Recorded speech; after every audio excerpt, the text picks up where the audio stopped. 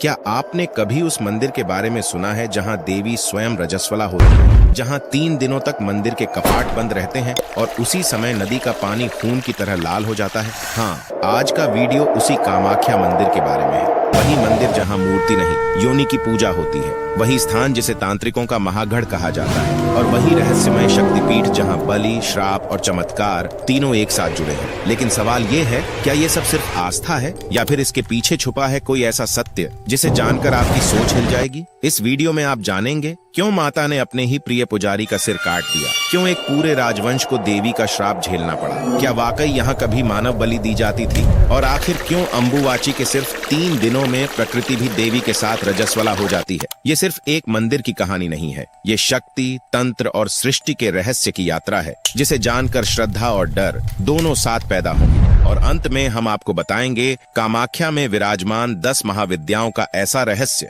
जिसे तांत्रिक जीवन भर खोजते हैं। इस वीडियो को अंत तक जरूर देखिए, क्योंकि ऐसा कहा जाता है कामाख्या की कथा को पूरी श्रद्धा से सुनने मात्र से भक्त के अनेक जन्मों के पाप नष्ट हो जाते हैं और माँ अपनी विशेष कृपा बरसाती है। अगर ऐसी रहस्यमयी शक्तिपीठों और अनसुनी धार्मिक कथाओं में आपकी भी आस्था है तो अभी वीडियो को लाइक कर दीजिए, और माँ कामाख्या में विश्वास रखने वाले सभी भक्त कमेंट में जय माँ कामाख्या लिखकर अपनी श्रद्धा जरूर प्रकट करें। नमस्कार दोस्तों, भारत में मंदिरों की कोई कमी नहीं है। हर शहर, हर गांव, हर पहाड़ पर कोई न कोई देवी देवता विराजमान है। लेकिन आज मैं आपको जिस मंदिर की कहानी सुनाने जा रहा हूँ वह न तो सामान्य है और न ही सहज। असम के गुवाहाटी में नीलांचल पर्वत की चोटी पर स्थित कामाख्या मंदिर सिर्फ एक धार्मिक स्थल नहीं है, यह एक ऐसा रहस्य है जिसे समझने के लिए आस्था के साथ साथ हिम्मत भी चाहिए। क्योंकि इस मंदिर में आपको देवी की कोई सुंदर मूर्ति नहीं मिलेगी, यहाँ कोई सिंह पर बैठी देवी नहीं है, कोई हाथों में शस्त्र लिए प्रतिमा नहीं है, यहाँ पूजा होती है योनि की।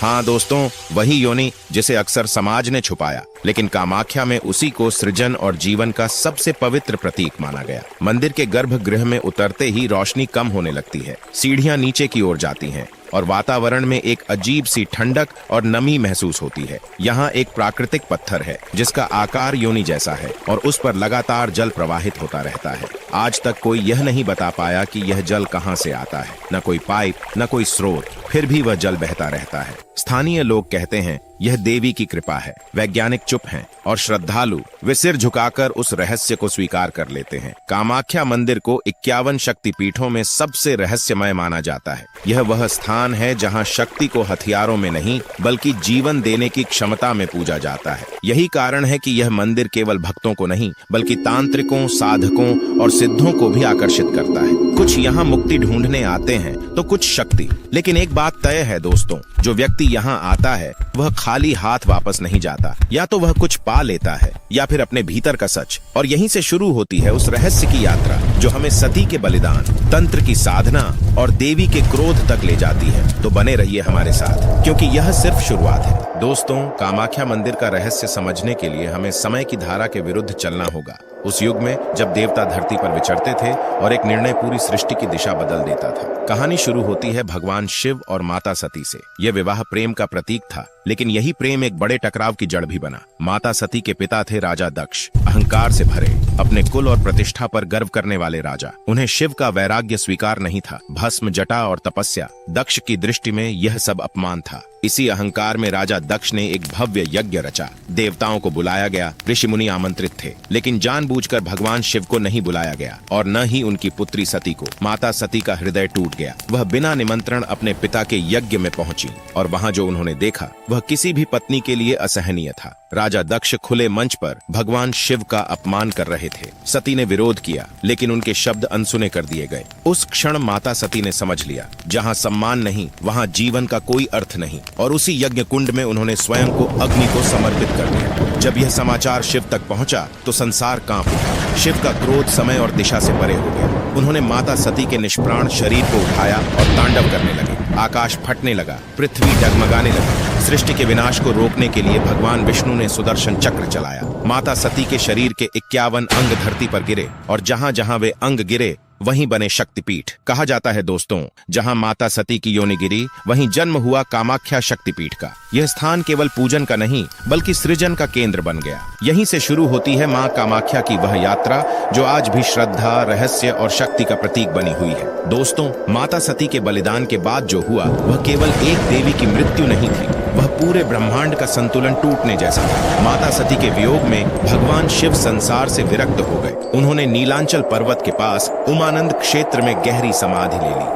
उनकी आंखें बंद थीं, लेकिन उनके भीतर का दुख पूरी सृष्टि पर भारी पड़ रहा था। इसी समय एक नया संकट खड़ा हुआ। तारकासुर नाम का असुर घोर तपस्या करके ब्रह्मा से अजय होने का वर पा चुका था। तीनों लोकों में हाहाकार मच गया। देवता विष्णु के पास पहुंचे। उत्तर मिला, तारकासुर का वध केवल शिवपुत्र ही कर सकता है। लेकिन शिव तो समाधि में थे। तब देवताओं ने एक कठिन निर्णय लिया। कामदेव को शिव की समाधि भंग करने भेजा गया। कामदेव प्रेम और आकर्षण के देवता अपने पुष्प बाण लेकर आए और शिव पर प्रेम का बाण चलाया। समाधि टूटी, लेकिन उसके साथ शिव का तीसरा नेत्र भी खुल गया। क्षण भर में कामदेव भस्म हुए। चारों ओर शोक फैल गया। कामदेव की पत्नी रति का विलाप, देवताओं की प्रार्थनाएं आखिर शिव के हृदय तक पहुंची। शिव का क्रोध शांत हुआ। उन्होंने कामदेव को जीवन तो दे दिया, लेकिन उनका सुंदर रूप नहीं लौटाया। तब कामदेव और रति ने अंतिम प्रार्थना की, हे महादेव, बिना सौंदर्य के जीवन व्यर्थ है। तभी शिव ने एक शर्त रखी। उन्होंने कहा, नीलांचल पर्वत पर जहां माता सती का जनन अंग गिरा है, वहां एक भव्य मंदिर का निर्माण करो। कामदेव ने यह शर्त स्वीकार की।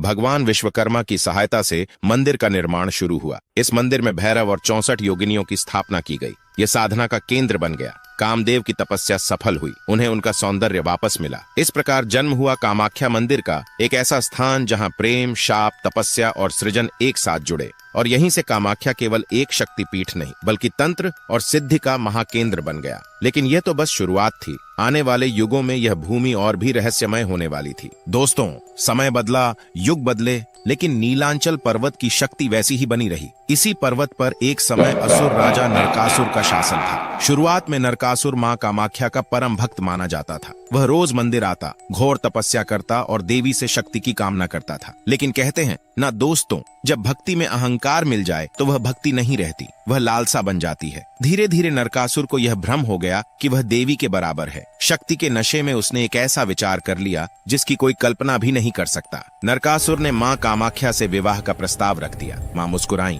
लेकिन उन्होंने उसे सीधा उत्तर नहीं दिया। उन्होंने एक शर्त रखी, अगर तुम मुझसे विवाह करना चाहते हो तो एक ही रात में नीलांचल पर्वत की चोटी तक एक सीढ़ी का निर्माण करो। और ध्यान रखना, जैसे ही सुबह मुर्गा बांग देगा तुम्हारा काम पूरा हो जाना चाहिए। नरकासुर ने चुनौती स्वीकार कर ली। उसकी विशाल सेना रातों रात काम में लग गई। पत्थर काटे गए, सीढ़ियां बनती गई, रात ढलने लगी और नरकासुर का काम लगभग पूरा होने ही वाला था। लेकिन मां को आभास हो गया कि नरकासुर अपनी शर्त पूरी कर सकता है। तभी देवी ने अपनी माया से मुर्गे को समय से पहले बांग देने को प्रेरित किया। मुर्गे की आवाज सुनते ही नरकासुर ठिठक गया। उसने सोचा वह हार चुका है। अधूरी सीढ़ी छोड़कर वह क्रोध में लौट गया। थोड़ी देर बाद उसे सच्चाई समझ आई। उसे महसूस हुआ कि मां ने उसे छल से हराया है। क्रोधित नरकासुर ने ठान लिया, अब कोई भी मां कामाख्या के दर्शन नहीं करेगा। आज भी दोस्तों, कामाख्या जाने वाले श्रद्धालु उस अधूरी सीढ़ी को देख सकते हैं जिसे मैकलॉज पथ कहा जाता है। और जिस स्थान पर मुर्गे ने बांग दी थी, नरकासुर ने उसे मार डाला, वह स्थान आज भी कुकुरा काटा के नाम से जाना जाता है। ये अधूरी सीढ़ी आज भी याद दिलाती है कि जब भक्ति अहंकार बन जाए तो अंत हमेशा अधूरा ही रह जाता है। नरकासुर के अहंकार और उसके अत्याचारों के बाद नीलांचल पर्वत की भूमि और भी भारी हो चुकी थी। मां कामाख्या का मार्ग आम भक्तों के लिए लगभग बंद हो गया था। इसी समय इस पवित्र स्थल पर आगमन हुआ महान ऋषि वशिष्ठ का। महर्षि वशिष्ठ केवल एक साधारण ऋषि नहीं थे, वे ब्रह्म ज्ञान से संपन्न महान सिद्ध और तपस्वी थे। उनका उद्देश्य केवल एक था, मां कामाख्या के दर्शन और उनकी कृपा प्राप्त करना। लेकिन नरकासुर के आदेश के कारण ऋषि वशिष्ठ को मंदिर की ओर जाने से रोक दिया गया। यह केवल एक ऋषि का अपमान नहीं था, यह स्वयं शक्ति का अपमान था। महर्षि वशिष्ठ ने नरकासुर को समझाने का प्रयास किया। उन्होंने कहा कि तुम नहीं जानते कि तुम किस शक्ति के सामने खड़े हो। यह भूमि देवी की है और देवी की उपासना को रोकने का अधिकार किसी को नहीं। लेकिन अहंकार में डूबा नरकासुर नहीं माना। उसने मां कामाख्या की भक्ति को बाधित करने का निश्चय नहीं बदला। तभी महर्षि वशिष्ठ का धैर्य टूट गया। उन्होंने नरकासुर को भयानक श्राप दिया कि उसका वध भगवान विष्णु के अवतार द्वारा होगा और मां कामाख्या इस क्षेत्र को सदा के लिए छोड़ देंगी। श्राप का प्रभाव तत्काल दिखाई दिया। जब नरकासुर भयभीत होकर मंदिर के गर्भगृह में पहुंचा तो उसने देखा कि मां की योनि पीठ अदृश्य हो चुकी थी। नीलांचल पर्वत सूना और निष्प्राण लगने लगा। कुछ समय बाद श्राप के अनुसार नरकासुर का वध हुआ, लेकिन मां कामाख्या इस भूमि से जा चुकी थीं। देवताओं और ऋषियों ने मां को वापस बुलाने का प्रयास किया। तब महर्षि वशिष्ठ को पुनः आमंत्रित किया गया। वशिष्ठ ने कहा, अब इस भूमि पर मां की कृपा सामान्य मार्ग से प्राप्त नहीं होगी। अब यहाँ केवल वामाचारी पद्धति से ही मां की उपासना संभव होगी। यहीं से कामाख्या मंदिर में वामाचार, तंत्र साधना और बलि प्रथा की शुरुआत मानी जाती है। यह मार्ग भयावह जरूर है, लेकिन इसका उद्देश्य अंधकार नहीं बल्कि भीतर छिपी शक्ति का साक्षात्कार है। मां कामाख्या पुनः इस स्थान पर विराजमान हुई, लेकिन अब यह भूमि सिर्फ श्रद्धा की नहीं बल्कि साधना की परीक्षा बन चुकी थी। और तभी से कामाख्या एक ऐसा शक्तिपीठ बन गई जहां भक्ति आसान नहीं लेकिन फल अत्यंत गहन है। दोस्तों, जब पौराणिक कथाओं की धुंध छंटती है तो कामाख्या मंदिर के इतिहास में राजाओं और युद्धों का दौर शुरू होता है। यही वह समय है जब मंदिर केवल आस्था का केंद्र नहीं रहा बल्कि सत्ता, राजनीति और संघर्ष का भी साक्षी बना। इतिहासकारों के अनुसार मूल कामाख्या मंदिर का निर्माण किस युग में हुआ इसका स्पष्ट प्रमाण नहीं मिलता, लेकिन जो इतिहास हमें मिलता है वह मुख्य रूप से कोच वंश से जुड़ा हुआ है। 16वीं शताब्दी में कोच राजवंश ने असम और कामरूप क्षेत्र पर शासन किया। कोच वंश के संस्थापक माने जाते हैं राजा विश्व सिंह। वे शिव और दुर्गा के उपासक थे और मां कामाख्या में उनकी अटूट श्रद्धा थी। कहा जाता है कि युद्धों के दौरान जब वे अपने भाई और साथियों से बिछुड़ गए तो उन्हें नीलांचल पर्वत पर एक संकेत मिला। थककर एक वटवृक्ष के नीचे विश्राम करते समय एक वृद्धा ने उनसे कहा, यह स्थान जागृत है। राजा विश्व सिंह ने वही मन्नत मानी कि यदि उनके बिछड़े हुए लोग मिल जाएं, तो वे यहाँ भव्य मंदिर का निर्माण करेंगे। उनकी मन्नत पूरी हुई। खुदाई के दौरान कामदेव द्वारा स्थापित मूल कामाख्या पीठ का निचला भाग प्रकट हुआ। उसी आधार पर 1533 ईस्वी में मंदिर का पुनर्निर्माण किया। कहा जाता है कि राजा ने हर ईंट में एक रत्ती सोना रखवाया था, लेकिन यह शांति अधिक समय तक नहीं रही। राजा विश्व सिंह की मृत्यु के बाद बंगाल के मुगल सूबेदार सुलेमान करानी के सेनापति काला पहाड़ ने कई मंदिरों के साथ कामाख्या मंदिर को भी तोड़ डाला। मंदिर खंडहर बन गया। शक्तिपीठ एक बार फिर मौन हो गया। फिर आया कोच राजा नर नारायण का समय। उन्होंने अपने भाई चिल्ला राय के साथ मिलकर 1565 में मंदिर का पुनर्निर्माण कराया। इस बार मंदिर को नीलांचल शैली में बनाया गया, जो आज भी देखा जा सकता है। इसके बाद अहोम राजाओं जैसे सुतिफा और गदाधर सिंहा ने भी मंदिर के संरक्षण में योगदान दिया। इस तरह कामाख्या मंदिर बार बार टूटा, बार बार बना, लेकिन उसकी शक्ति कभी नष्ट नहीं हुई। शायद इसलिए क्योंकि यह मंदिर पत्थरों से नहीं, आस्था से खड़ा है। दोस्तों, कामाख्या मंदिर को दुनिया के सबसे अनोखे शक्तिपीठों में गिना जाता है और इसकी सबसे रहस्यमयी पहचान है अंबुबाची मेला। यह वही समय होता है जब देवी को रजस्वला माना जाता है। हर साल जून के महीने में जब असम में मानसून दस्तक देता है, कामाख्या मंदिर के कपाट 3 दिनों के लिए बंद कर दिए जाते हैं। इन 3 दिनों में न कोई पूजा होती है, न कोई आरती, न ही कोई दर्शन। कहा जाता है कि इन 3 दिनों में मां कामाख्या स्वयं विश्राम करती है। जिस तरह एक स्त्री रजस्वला होने पर विश्राम की अधिकारी होती है, उसी तरह देवी भी इस समय सृष्टि की प्रक्रिया में लीन रहती है। मंदिर के गर्भगृह में एक सफेद कपड़ा बिछा दिया जाता है। 3 दिन बाद जब चौथे दिन कपाट खुलते हैं तो वही कपड़ा लाल और गीला पाया जाता है। इसी वस्त्र को अंबुबाची वस्त्र या रक्त वस्त्र कहा जाता है। इसके छोटे छोटे टुकड़े भक्तों को प्रसाद के रूप में दिए जाते हैं। लोग इसे अपने घरों में सुरक्षा और सौभाग्य का प्रतीक मानते हैं। लेकिन दोस्तों, सबसे बड़ा रहस्य यह नहीं है। सबसे बड़ा प्रश्न यह है कि इन्हीं दिनों ब्रह्मपुत्र नदी का पानी लाल क्यों हो जाता है। कुछ वैज्ञानिकों का कहना है कि असम की भूमि में लौह तत्व की मात्रा अधिक है। दूसरा कारण बताया जाता है नीलांचल पर्वत की संरचना, जो सिनेबार यानी मरकरी सल्फाइड से युक्त है। मानसून के समय जब जलस्तर बढ़ता है तो ये लाल कण नदी में घुल जाते हैं। लेकिन सवाल फिर वही रह जाता है, अगर यह केवल प्राकृतिक कारण है तो यह घटना सिर्फ इन्हीं 3 दिनों में क्यों दिखाई देती है। इसी रहस्य के कारण इन 3 दिनों में लाखों तांत्रिक, साधु और श्रद्धालु कामाख्या पहुंचते हैं। मान्यता है कि इन दिनों की गई साधना सामान्य दिनों की तुलना में कई गुना अधिक फल देती है। अंबुबाची केवल एक मेला नहीं, यह प्रकृति और शक्ति के गहरे संबंध का उत्सव है। यह हमें सिखाता है कि जिसे समाज अक्सर अपवित्र मानता है, वही सृष्टि का मूल भी हो सकता है। और शायद यही कारण है कि कामाख्या का यह पर्व आज भी उतना ही रहस्यमय है जितना सदियों पहले था। दोस्तों, जब हम कामाख्या मंदिर की बात करते हैं तो सिर्फ भक्ति और आस्था की चर्चा अधूरी रह जाती है, क्योंकि कामाख्या का दूसरा चेहरा है तंत्र, बलि और वे सच जिन पर अक्सर लोग चुप्पी साध लेते हैं। कामाख्या मंदिर को तंत्र साधना का सबसे बड़ा केंद्र माना जाता है। यहाँ आने वाले कई साधु और तांत्रिक साधारण नहीं होते। कुछ मोक्ष की तलाश में होते हैं तो कुछ ऐसी शक्तियों की जिन्हें आम इंसान समझ नहीं सकता। यहाँ की एक प्राचीन परंपरा है पशु बलि। कहा जाता है कि मंदिर के कपाट खुलने से पहले प्रतिदिन एक बकरे की बलि दी जाती है। इसके बाद ही देवी के दर्शन संभव होते हैं। ये बलि किसी क्रूरता का प्रदर्शन नहीं बल्कि तांत्रिक परंपरा का हिस्सा मानी जाती है। यहाँ केवल नर पशुओं की बलि दी जाती है। मादा पशुओं को पूरी तरह निषिद्ध माना गया है। मान्यता है कि बलि जीवन और मृत्यु के संतुलन का प्रतीक है। कुछ लोग इसे श्रद्धा कहते हैं तो कुछ अंधविश्वास। मंदिर परिसर में बलि के लिए अलग स्थान है।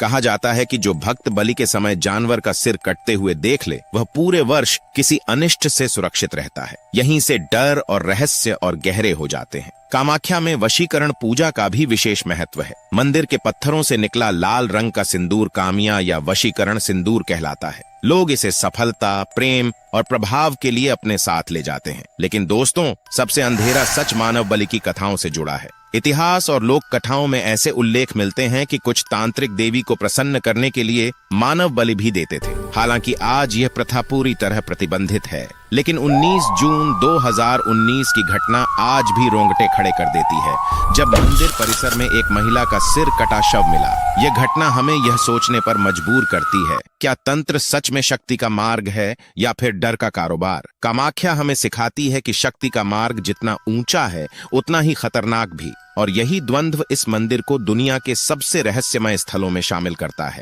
दोस्तों, कामाख्या मंदिर की कहानियों में सबसे डरावनी और भावनाओं को झकझोर देने वाली कथा है पुजारी केंदु कलई और राजा नर नारायण की। यह कहानी सिर्फ चमत्कार की नहीं है, यह आस्था, अहंकार और मर्यादा की सीमा की कहानी है। कहा जाता है कि उस समय कामाख्या मंदिर के मुख्य पुजारी थे केंदु कलई। वे साधारण पुजारी नहीं थे। उनकी भक्ति इतनी गहरी थी कि लोग मानते थे माँ कामाख्या स्वयं उनसे संवाद करती थी। रात के समय जब मंदिर के कपाट बंद हो जाते, केंदु कलई आंखों पर पट्टी बांधकर माँ की विशेष पूजा करते थे। मंत्र, स्तुति और साधना के बीच देवी साक्षात प्रकट होती थी, ऐसी लोक मान्यता थी। एक दिन एक दुखी माँ अपनी मृत बच्ची को लेकर केंदु कलई के पास आई। उसकी आंखों में केवल एक ही आशा थी, माँ कामाख्या की कृपा। केंदु कलई ने पहले मना किया, लेकिन उस स्त्री की आस्था ने उन्हें विचलित कर दिया। उन्होंने बच्ची को माँ की पवित्र शिला पर रखा और प्रार्थना की, और तभी चमत्कार हुआ। बच्ची जीवित हो उठी। यह घटना पूरे नगर में फैल गई और जल्द ही राजा नर नारायण तक पहुंची।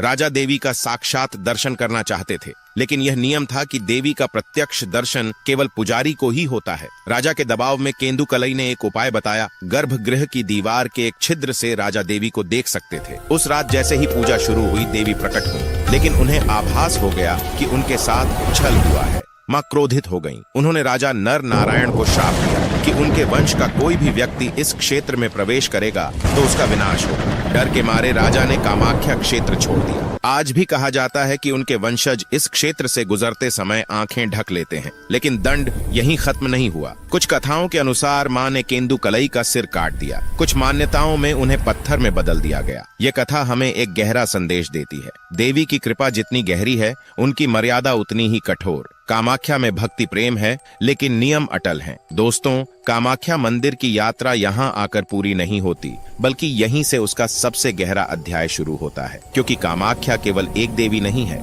यह महाशक्ति का द्वार मानी जाती है। तंत्र शास्त्रों के अनुसार कामाख्या वह स्थान है जहाँ देवी के 10 सबसे उग्र और गूढ़ रूप एक साथ विद्यमान हैं। इन्हें ही कहा जाता है 10 महाविद्याएं। ये 10 महाविद्याएं हैं काली, तारा, षोडशी, भुवनेश्वरी, भैरवी, छिन्नमस्ता, धूमावती, बगलामुखी, मातंगी और कमला। हर महाविद्या देवी की शक्ति का अलग रूप है। काली समय और मृत्यु से परे है। तारा संकट से पार लगाने वाली शक्ति है। षोडशी सौंदर्य और पूर्णता का स्वरूप है। भुवनेश्वरी सृष्टि की अधिष्ठात्री है। भैरवी तप और उग्र साधना का प्रतीक है। छिन्नमस्ता त्याग और बलिदान की चरम अवस्था है। धूमावती शून्यता और वैराग्य का मार्ग दिखाती है। बगलामुखी शत्रु स्तंभन की शक्ति है। मातंगी वाणी और विद्या की देवी है, और कमला समृद्धि और सौभाग्य का स्वरूप है। कहा जाता है कि कामाख्या में इन महाविद्याओं की साधना सामान्य स्थानों से कहीं अधिक प्रभावी होती है। इसी कारण देश विदेश के तांत्रिक यहाँ वर्षों तक तपस्या करते हैं। लेकिन दोस्तों, यह साधना आसान नहीं होती। कामाख्या में आप जो मांगते हैं